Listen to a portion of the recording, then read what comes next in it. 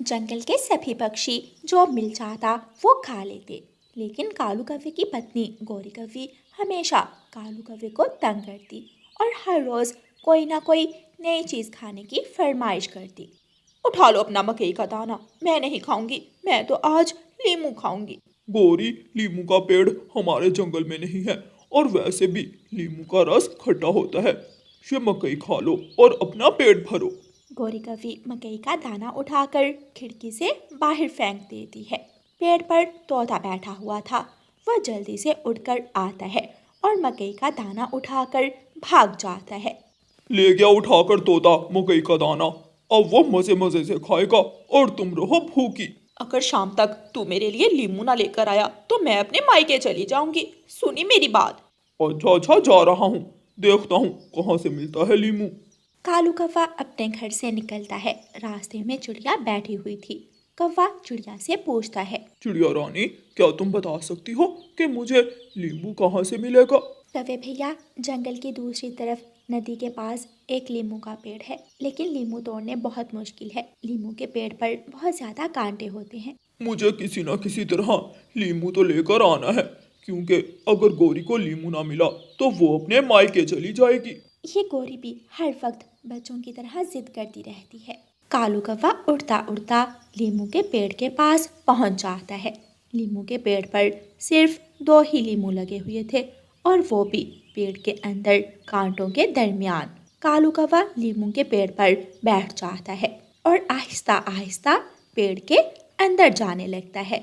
जैसे ही कालू कौवा लीमू के फल तक पहुंचता है, कौवे के पंख में एक बड़ा कांटा चुभ जाता है और कौवे का पंख घायल हो जाता है।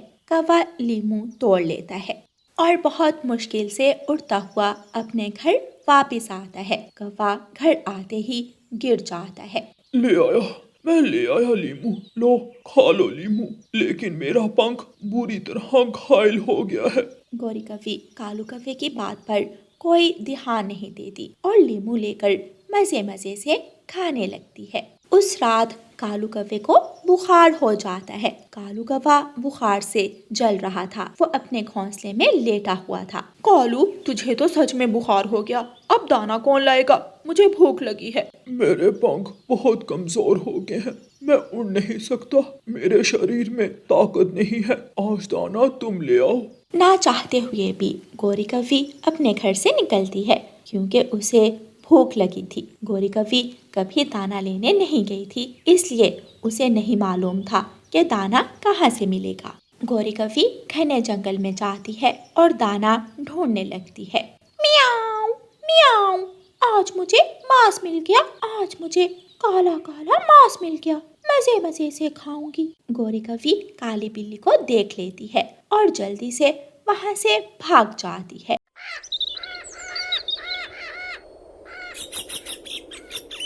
गौरी कौवी उड़ती उड़ती जंगल की दूसरी तरफ चली जाती है। बच गए, बच गए। अगर काली बिल्ली को ना देखती तो अब तक काली बिल्ली मुझे खा गई होती। गौरी कौवी इधर उधर उड़ती है और फिर उसे एक पेड़ के नीचे कुछ दाने गिरे हुए दिखाई देते हैं। गौरी कौवी वहां जाती है और दाना खाने लगती है। दूर से रानू चिड़िया गौरी कौवी को आवाज देती है, गौरी गौरी, यहाँ से उड़ जाओ, भाग जाओ, ये दाना शिकारी ने गिराया हुआ है, तुम जाल में फंस जाओगी। रानू चिड़िया की आवाज सुनकर गौरी कौवी झट से उड़ती है और पेड़ के ऊपर बैठ जाती है। रानू चिड़िया, मेरा तो भूख से बुरा हाल है। गौरी, कालू कहाँ है आज? कालू को बुखार है, इसलिए वो आज दाना लेने नहीं आ सका। उसके पंख में लीमू का कांटा चुभ गया है। गौरी, तुम कालू को बहुत तंग करती हो, हर रोज उससे कुछ नया खाने की फरमाइश करती हो। देखो, मेरा पति नहीं है, मैं सारा दिन अपने बच्चों को अकेली पालती हूँ, मेरा कोई भी आसरा नहीं है। गौरी कौवी बहुत दुखी हो जाती है। हाँ रानो बहन, मुझे आज इस बात का एहसास हो रहा है। जंगल में कदम कदम पर खतरा है और मैं अपने कालू जी को बहुत ज़्यादा तंग करती हूँ। मुझे नहीं मालूम था कि दाना ढूंढना इतना मुश्किल है। गौरी बहन, चलो मेरे साथ चलो, मैं आपको बताती हूँ दाना कहाँ से मिलेगा। फिर रानो चिड़िया गौरी कौवी को मैदान की तरफ ले जाती है। मैदान में कुछ सूखे पत्ते पड़े थे और उन पत्तों के नीचे दाना था। गौरी बहन, इन पत्तों को अपनी चोंच से हटाओ और इनके नीचे आपको दाना मिल जाएगा। गौरी कव्वी दाना खाती है, अपना पेट भरती है और एक दाना लेकर अपने घर चली जाती है। कालू, कालूपति जी, देखें, मैं आपके लिए दाना लाई हूँ। गौरी, माफ करना, मैं आज तुम्हारे लिए दाना नहीं ला सका। ऐसा ना हो कि तुम अपने मायके चली जाओ। मेरे कालूपति जी, आज मुझे एहसास हुआ कि जंगल में कितना खतरा है और आप कितने खतरों से खेलकर मेरे लिए दाना लाते हो। आज के बाद मैं कभी आपसे लड़ाई नहीं करूंगी। कालू कौवा झट से उठकर बैठ जाता है। क्या क्या तुम सच कह रही हो गौरी? अब तुम मुझसे लड़ाई नहीं करोगी? फिर गौरी कव्वी मुस्कुराने लगती है और दोनों पति पत्नी मिलकर दाना खाते हैं। प्यारे दोस्तों, इस कहानी को लाइक, अपने दोस्तों के साथ शेयर और चैनल को सब्सक्राइब करना बिल्कुल मत भूलना। आपका धन्यवाद। रानो चिड़िया की ऐसी कहानियाँ सुनने के लिए YouTube सर्च बार में रानो चिड़िया की कहानी लिखें या फिर ये बटन दबाकर बोलकर कहें रानो चिड़िया की कहानी। जंगल में मेला लगा हुआ था। मेले के रास्ते में बैठी गुड़िया चिड़िया गजरे बेच रही थी। गजरे गजरे, ताजा ताजा फूलों के महकते हुए गजरे। छोटी चिड़िया, लाल और सफेद फूलों का एक एक गजरा दे दो। लूसी, एक गजरा अपने बालों के लिए भी ले लो। गुड़िया के गजरे सबको बहुत पसंद आ रहे थे। मेरी बेटी भूखी होगी, मैं अपनी बेटी के लिए दोपहर का खाना ले जाती हूँ। छोटी सी उम्र में बहुत काम करती है मेरी बेटी, गुड़िया की माँ ऐसे सोचती है। शरारती जग्गू कौवा गुड़िया के पीछे से आता है और गुड़िया की गजरों से भरी टोकरी उठाकर भाग जाता है। रुको रुको काले कौवे, मेरे गजरे तुम कहाँ लेकर जा रहे हो? गुड़िया भी जग्गू कौवे के पीछे पीछे भागती है। जग्गू कौवा झाड़ियों में जाकर छुप जाता है। जग्गू जग्गू कौवे, तुम कहाँ हो? मेरे गजरे मुझे वापस दो। गुड़िया जग्गू कौवे को इधर उधर ढूंढती है, लेकिन जग्गू कौवा उसे कहीं भी नहीं मिलता। जब गुड़िया दूसरी तरफ जाती है तो जग्गू झाड़ियों से निकलकर भाग जाता है और गुड़िया के गजरे नदी में गिराकर अपने घर चला जाता है।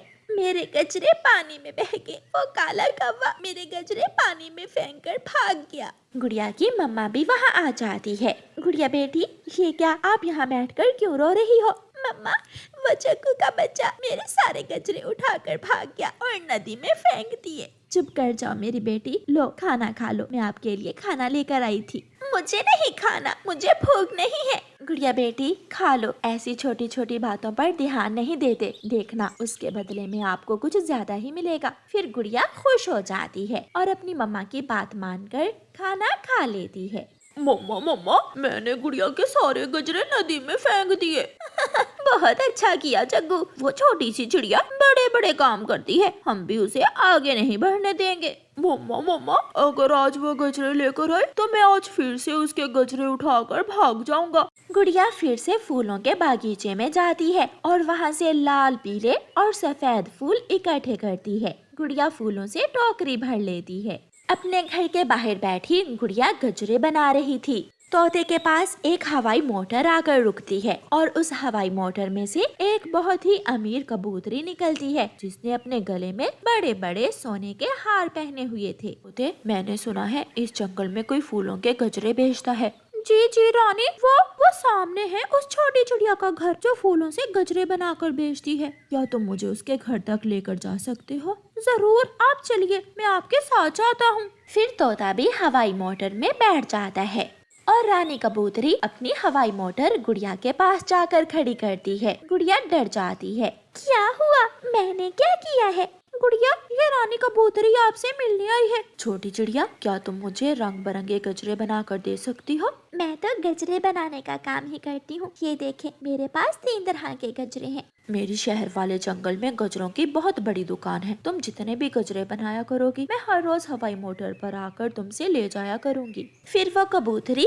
गुड़िया के सारे गजरे खरीद लेती है और गुड़िया को कुछ पैसे एडवांस भी दे जाती है। मम्मा ने सच ही कहा था, किसी के बुरा सोचने से कुछ नहीं होता। गुड़िया खुशी खुशी अपनी मम्मा को जाकर सारी बात बताती है। गौरी कव्वी और जग्गू कौवा ये सब देखकर बहुत जल जाते हैं। वो जल्दी से जाकर उस रानी कबूतरी को रोक लेते हैं। रानी रानी, तुम उस चिड़िया से गजरे ना लो, हम तुम्हें अच्छे अच्छे और सस्ते गजरे बना कर देंगे। नहीं काली कौवी, मुझे तुमसे गजरे खरीद कर अच्छा नहीं लगेगा, क्योंकि तुम बहुत काली हो। रानी वहाँ से आगे बढ़ती है और जग्गू हंसने लग जाता है। मम्मा की हुई बेइज्जती, मम्मा की हुई बेइज्जती। मम्मा चिड़िया और गुड़िया खुशी खुशी अपना जीवन गुजारती हैं। नदी पर बैठी हरियाली तोती अपनी मेकअप की चीजें देख रही थी कि गोरी कौवी वहाँ आ जाती है। हरियाली, ये लिपस्टिक तुमने कहाँ से ली? ऐसी लाल रंग की लिपस्टिक मुझे बहुत पसंद है। ये मेरे पति ने ला कर दी है मुझे भी ये रंग बहुत पसंद है। मेरे हरे हरे पंख और लाल लाल लिपस्टिक मेरी चोंच पर बहुत सुंदर लगती है। तुम्हारा पति तो बहुत अच्छा है, एक मेरा कालू है कि मुझे दाना भी नहीं ला कर देता, जब देखो सोया रहता है। गोरी कौवी गुस्से में घर जाती है। कालू उठो, तुम सोए हुए हो और उधर हरियाली तोती मुझे अपनी तरह तरह की मेकअप की चीजें दिखा दिखा कर जला रही है। उस हरियाली की बच्ची को कितनी बार कहा है कि तुम्हारे सामने ऐसी चीजें ना दिखाया करे। मुझे लाल रंग की लिपस्टिक लेनी है, कहीं से भी ला कर दो। वही लाल रंग की लिपस्टिक लगाकर मैं अपनी माँ के पास जाऊंगी। मैं ला दूंगा। मुझे अभी के अभी लेनी है।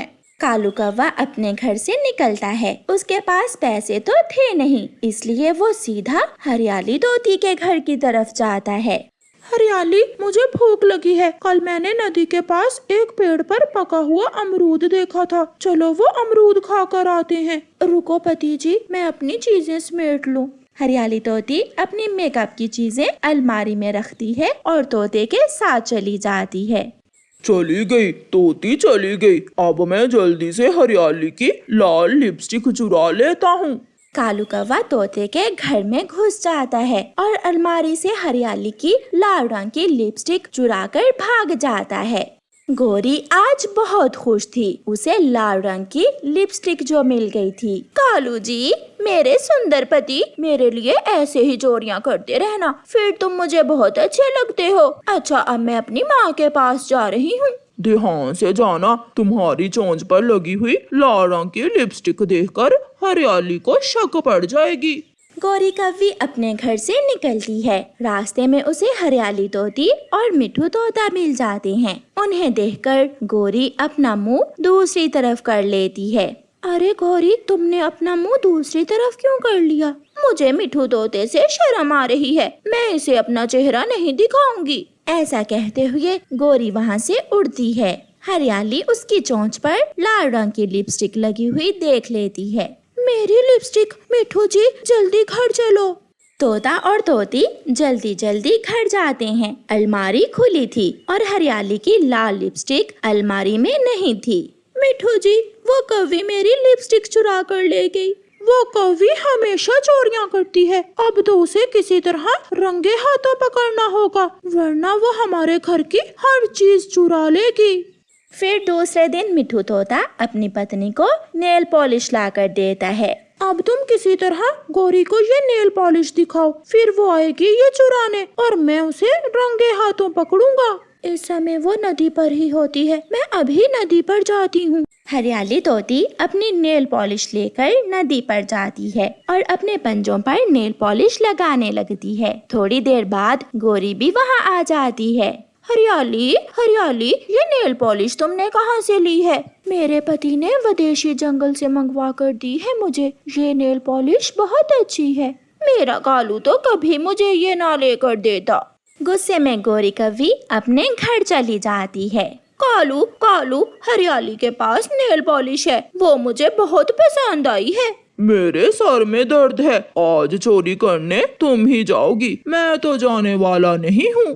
वो आएगी मिठू जी, वो जरूर आएगी। वो तो मेरे पास नेल पॉलिश देखते ही घर भाग गई थी। तुम वहाँ उस पेड़ के पीछे छुप जाओ और मैं यहाँ छुप कर बैठ जाता हूँ। फिर वो दोनों पति पत्नी ऐसा ही करते हैं। मिठू तोता एक बड़ा सा डंडा लेकर बड़े पेड़ के पीछे छुप जाता है। ठीक है कालू, अगर मैं पकड़ी गई तो मुझे बचाने आ जाना। गोरी कौवी अपने घर से निकलती है। वो सीधी तोते के घर की तरफ जाती है। यहाँ बैठकर पहले इधर उधर देख लेती हूँ। इधर उधर देखकर गोरी कौवी तोते के घर में घुस जाती है। और हरियाली के घर में जाकर नेल पॉलिश ढूंढने लगती है। मिठू भी पेड़ के पीछे से निकलता है। हरियाली भी झाड़ू लेकर आ जाती है। गौरी जैसे ही पीछे मुड़कर देखती है वो डर जाती है। मैं यहाँ तुमसे मिलने आई थी हरियाली बहन। मिलने आई थी या मेरी पत्नी की नेल पॉलिश चोरी करने आई थी? मिठू गौरी को मारने लगता है। पीछे से हरियाली भी गौरी की पूंछ पर झाड़ू लगा रही थी। कालू बचाओ बचाओ, मैं पकड़ी गई हूँ, मुझे बचाओ। गौरी बहुत पिटती है।